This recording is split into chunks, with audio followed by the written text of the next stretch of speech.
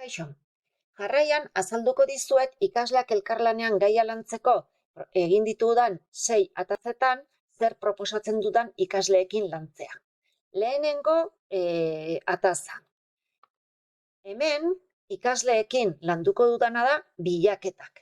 Eta horretarako lan hautaketa prozesua erronkaren barnean, laugarren urratsean informazioa lortu eta antolatu atalean eskatuko diet lan bilaketarako web atariak ezagutu ditzaten.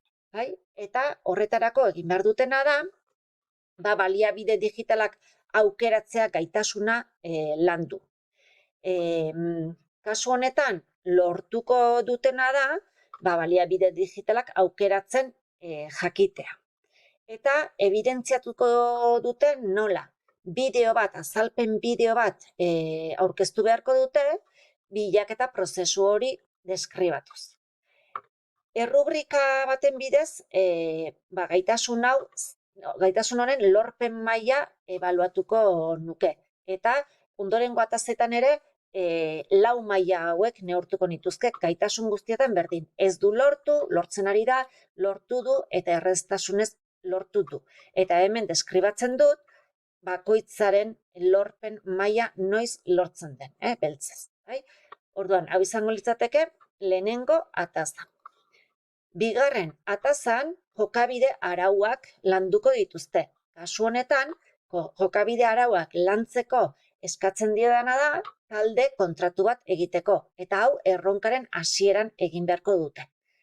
Honekin lortuko dena da, antolamendu mailako komunikazio gaitasuna lantzea. Eta, kasu honetan gainera, taldean.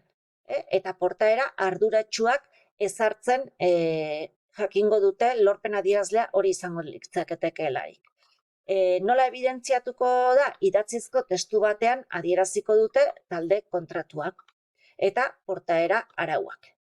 Hemen errubrika eta hemen gaitasunaren lorpen maila ezberdina lortzeko zer deskribapena. Hau izango litzateke bigarren ataza. Hirugarren ataza, aurkezpen digitalak ezagutzeari buruzkoa da. Kasu honetan, proposatzen diedana da, bai proposamenak sortu edo emaitzak aurkezteko ataletan, erronkaren 2 urrats horietan, aztertu behar dituzte, ze aukera dituzten, zein teknologia digitala erabiltzeko aukera dituzten. Orduan, honekin lortuko genuken gaitasuna da, antolamendu mailako komunikazioa lantzea ikasleek, eta eduki mota ezberdinak ezagutu eta erabiltzen ikasiko dute. Nola evidentziatuko da hau guztia? Kasu honetan, ahozko arrazoiketa bat egingo dute, beraien aukeratu dituzten eta aukeratu ez dituzten eduki digitalen abantailak eta desabantailak aurkeztu beharko dituzte. Eta horrekin konturatuko gara gaitasun honen lorpen maila. Eta aurrekoetan bezala, 4 maila eta hemen maila bakoitzeko deskribapena.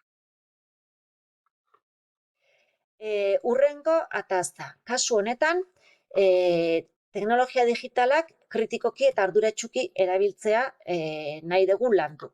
Zer egingo dugu? Eskatuko diegu ikaslei portfolioa egiteko, erronkaren portfolioa. Eta baita ere, storytelling teknika erabiliz, beraien sare sozialetan egin behar dutena da, argitarapenak egin, eta hor evidentziatuko da erabilpen kritikoa eta arduratsua dutela.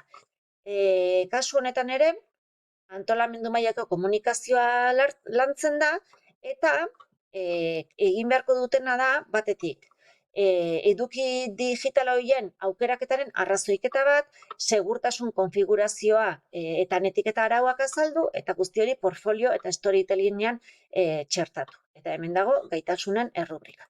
Eta bukatzeko, arazoen ebazpena planteatzen da.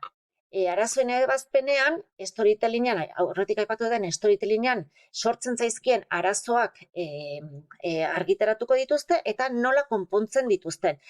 Irakasleak hau erronka guztian zehar izango da, eta irakasleak nire lana izango da, ez baldin badira arazoak sortzen, arazoak ematea. Eta taldeka eman beharko liekete soluzio bana. Ikusten dut jozu hemen evidentziak, nola izango lirateken, eta gaitasunak baita.